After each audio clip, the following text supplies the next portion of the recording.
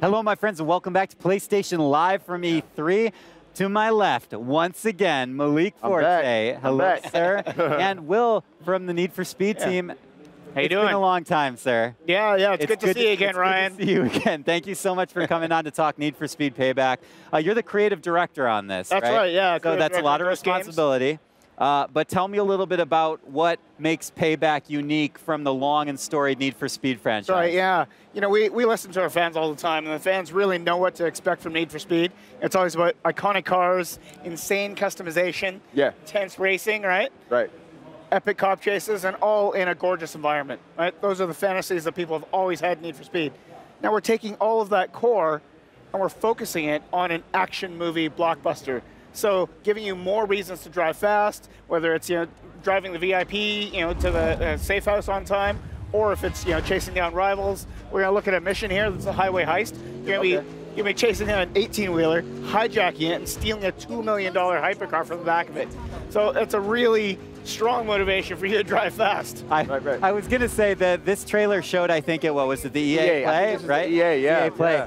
Yeah. This trailer's just absurd, all right? There's so much going on. The action is so spectacular. Let's talk about this right here. Yeah, what are we is that a doing takedown? Or like, what is that? Yeah, so what we want to do is we want to make you feel like an action movie hero. Right. When you look back at the history of TV and movie car chases, right? The best moments are when you barrel down on someone, you make them crash, and then you get that presentation, right? You get cars flying, flipping, parts flying off.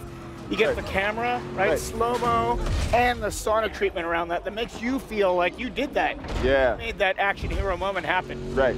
So do you guys have like a certain classification for what that is in this game? Absolutely, yeah.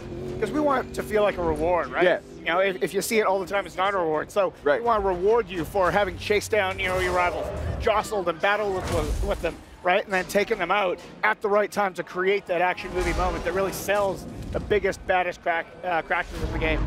I love it, I love it. Now, I got to talk about the main characters, because that's another point that we were just talking about, actually, is you guys have teams all around the world specializing in different fields. You guys really want to put that action movie story front and center. Tell us a little bit about the characters that are going to be the face of Payback. Now, with our narrative teams, our cinematic teams, we really wanted to create characters that are relatable. That's what our fans want, is they want strong motivation to drive fast, right? And how better than to do that than 3 characters that represent the breadth, the variety of gameplay that we have in Need for Speed Payback. So we got Tyler, the aspiring street racer. We got Mac, who's kind of the comic relief, but he's also the extreme driver, the style guy. So he does off-roading, he does drift events. And then we've got Jess, who's the consummate professional driver. She's the one who's just, goes according to plan. She gets the package delivered on time. She's the one who baits the cops away. We've got 3 characters that really come together, collaborate, and win against all odds to bring down the house, the bad guys in our game. Right, you kind of take control of all 3 of them as the story progresses, That's right, yeah. You can switch between them, and then on the map it shows you, if you switch to Mac, you want to do some drifting, drift events pop up on the map, right? You want to do some action missions, boom, you switch to Jess, there they are. Right. But then we have these blockbuster missions where you have to play all 3 as they collaborate. Is that kind of what we saw? That's right. So Tyler is chasing down that truck, he's battling with the House of Horses. And then once Jess jumps on the truck and hijacks the Koenig's egg, it's her time to shine, getting away from those cops. Excellent. I love it. It's so nice. How are those story missions structured? Like, do you guys unlock it one at a time? Do you get to pick from a selection? Like, how are you guiding player progression? Yeah, so right when you start off Need for Speed Payback, we give you a little intro to the characters, give you an intro to what they're up against. It is a revenge story, and so our crew, they're trying to make their way in the city of Silver Rock. And then, they take this job and things kind of go wrong, right? And it's all set up by the house, this evil cartel that controls everything in the city. They do some bad things to our crew early on, right? It's a big setback, and then Tyler has to reassemble his crew to get payback against the house. Ah, hits the name. There you go. Yeah. Now tell me a little bit about that customization.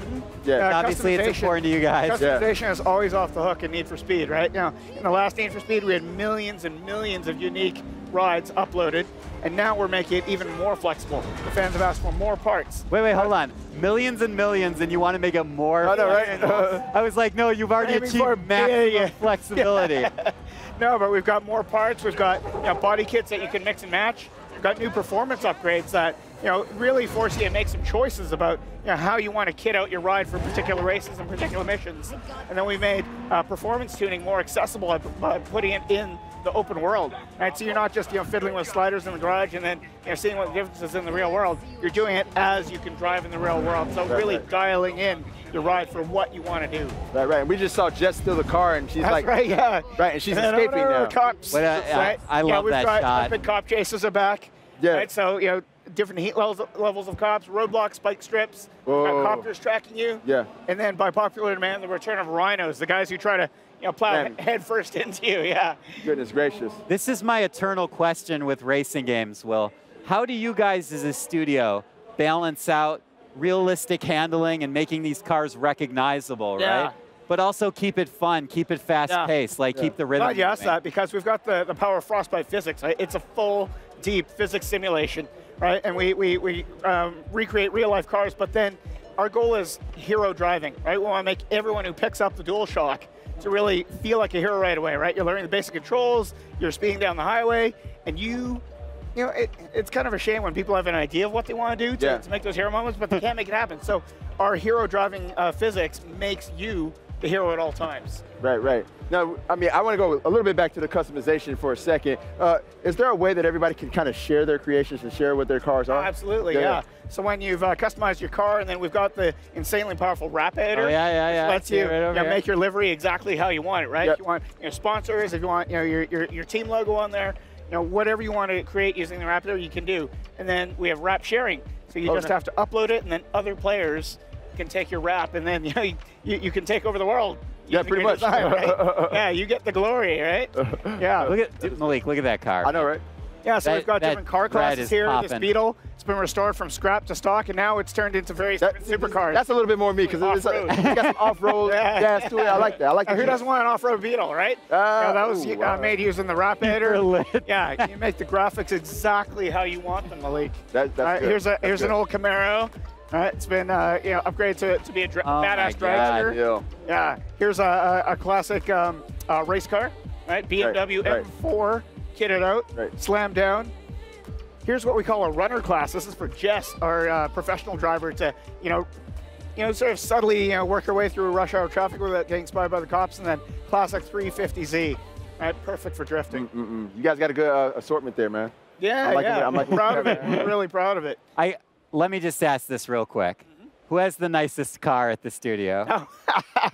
Well, does everyone just roll up? Rivalry. I got to avoid that question, but we have some dudes with some pretty sweet rides that are very Need for Speed.